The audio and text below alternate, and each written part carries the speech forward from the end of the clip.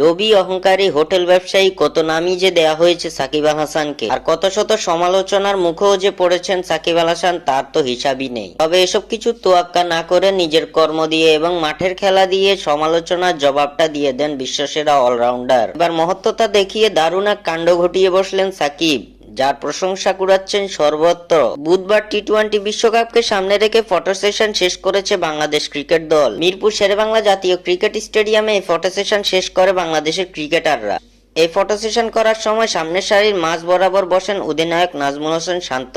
প্রথমে শান্তর ডান পাশে বসেন সাকিব আল হাসান এবং তার পাশে এসে বসেন মাহমুদুল্লাহ রিয়াদ। সঙ্গে সঙ্গে সাকিব রিয়াদকে বলেন শান্তর অপর পাশে গিয়ে বসতে, কিন্তু বিনয় মাহমুদুল্লাহ রিয়াদ সহ অধিনায়ক তাসকিনের জায়গায় বসতে নারাজ। এরপর কাজটা নিজেই করলেন সাকিব, মাহমুদুল্লাহকে ছেড়ে দিলেন নিজের চেয়ার, নিজে গিয়ে বসলেন অধিনায়ক শান্তর অপর পাশে। সিনিয়র ক্রিকেটার হিসেবে মাহমুদুল্লাহ রিয়াদ যে সম্মান পাওয়া দরকার সে বিষয়টা ভালোভাবেই বুঝতে পেরেছেন সাকিব আল হাসান এবং পরক্ষণেই সেই সম্মানটা মাহমুদুল্লাহকে দেখাতে কার্পণ্য করেননি সাকিব।